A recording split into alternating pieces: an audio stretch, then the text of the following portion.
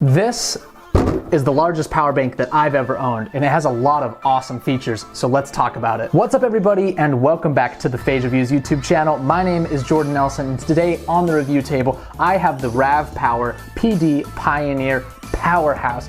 This is a huge power bank that can power cell phones, tablets, even laptops and larger devices with its AC outlets, and I am going to use this for a lot of different activities.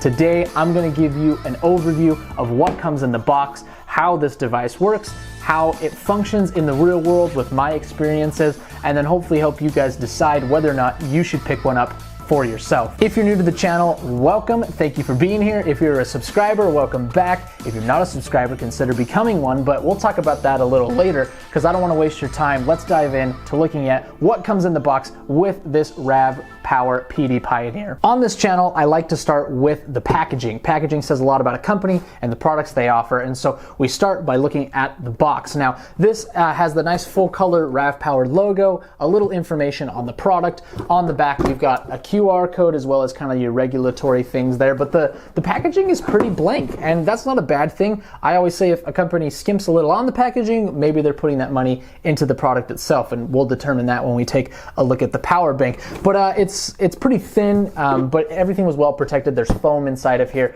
and there's a case, which I'm going to show you right now. So this is the case that the power bank comes in, and I did not expect this. I just thought I would be getting the power bank itself. I didn't know I would get this awesome kind of heather gray lunchbox looking fabric case. It's got a semi-hardback design. It's got little mesh pockets on the side. It's got a really good thick carrying handle here and a pretty robust zipper around the top. You've also got your RAVPower logo right here on the front. You'll notice there's some loops on the side, and it does include a strap to carry this on your shoulder with you if you're gonna go camping or to the beach, or you're going to a mobile situation where you're gonna need power.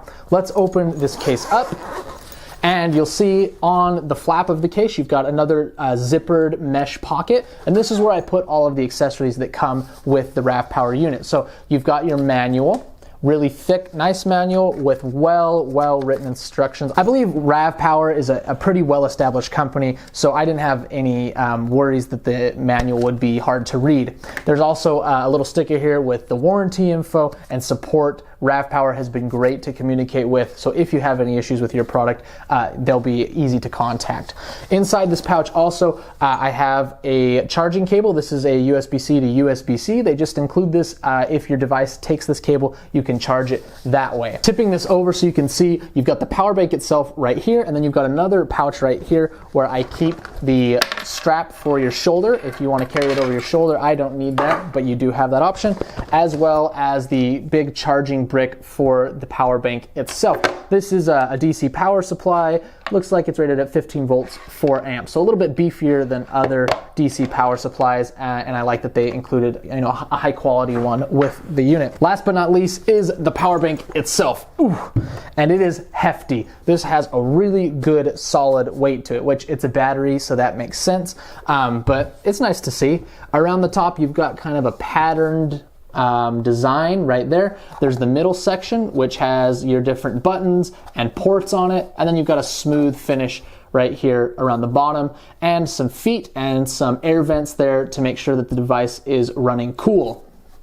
It's got a silicone strap right here, so if you need to pick it up and take it around, you know, it's easy to do so. I'm gonna zoom the camera in and show you the different ports and buttons on this power bank. So up first is the front of the unit. All this has on it is 5 little LEDs that indicate the charging status. Very simple to understand. Like most devices, it'll flash at the smallest one, and then as you fill up the power, they will fill in and become solid until all 5 lights are solid, indicating that the power bank is completely charged. Turning this 90 degrees to the left, you have your power button and a little light. So clicking the power button once will turn those lights on and tell you how charged your power bank is, and then holding the power button will power the power bank back off. That way you're not leaving your juice on and wasted when you're not using the device.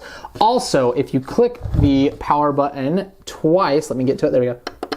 You can turn on this light here. So if you use this in a camping scenario or, you know, a survival situation where you may get lost or you need to signal to someone or you just need some, you know, light in your campsite, you have that. Double clicking it again we'll set it into SOS mode. Again, more for survival or camping situations, and then double clicking it again, you get a strobe light, and then double clicking it again, we'll turn it off. So that's a nice little handy addition if you're using this in situations where you might need a bit of light. Boom, you got it. Turning it 90 degrees more, you've got the back of the unit. You'll notice that there is this vent here. This is a little fan, and this will keep the unit cool. So obviously it's an electronic. You want to make sure that it doesn't overheat.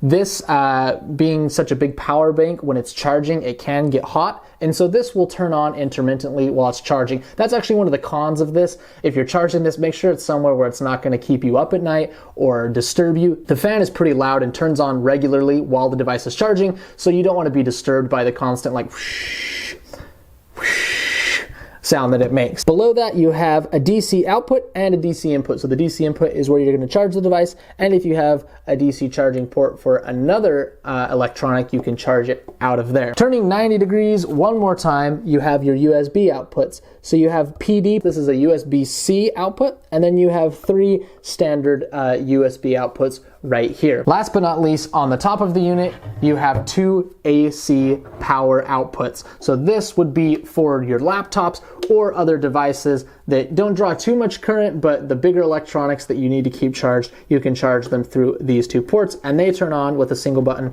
right here. Once the main device is on, you just click that little guy and it will send power to the AC ports. Okay, so now that we've taken a look at the power bank itself, let's talk about a few important specs. Obviously, if you're going to buy one of these, you want to know how many times it's going to charge your devices. This is rated at 252 watt hours of power. Let me tell you, I'm going to read these because there's a lot of them, all the different things you can charge with 252 watt hours.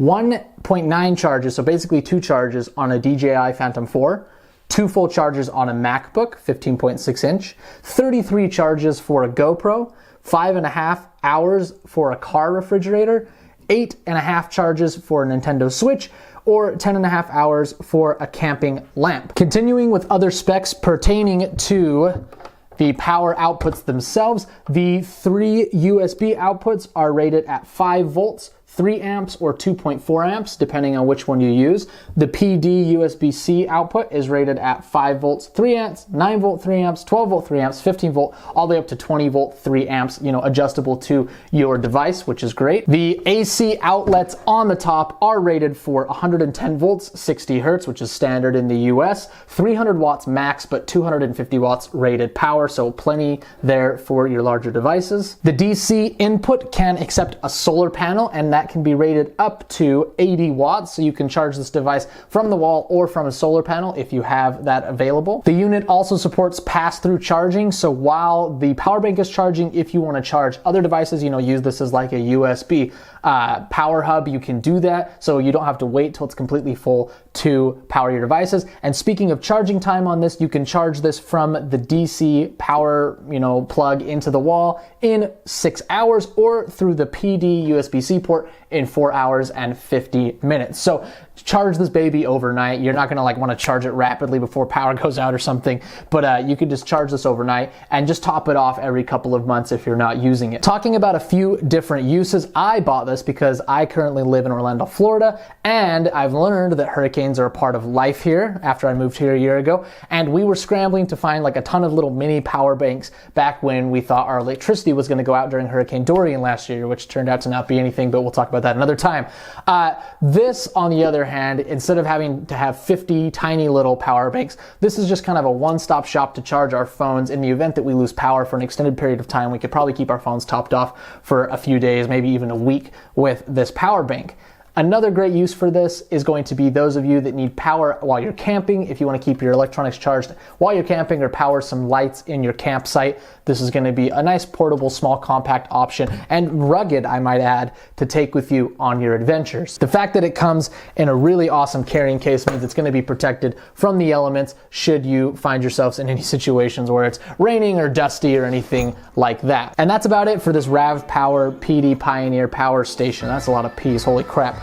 Anyway, I like this product. I think I'm gonna use it a lot. I'm especially like the peace of mind it brings for having, you know, a good supply of electricity on tap if I need it in a sticky situation. And so if you wanna grab one of these for yourself, you can check out the link down in the description, buy through there, and support the channel a little bit. I would appreciate you for it. Also, if you're not a subscriber, consider becoming one. I release tech review and overview videos through this channel pretty regularly when I'm not having my first baby, which is why I haven't been on here for the past couple of weeks. But I try and make sure that these videos are quick and informative and helpful for you so that you can get kind of an up-close look at Amazon products that may work for you and your lifestyle. Thank you again so much for watching, and I will see you next time.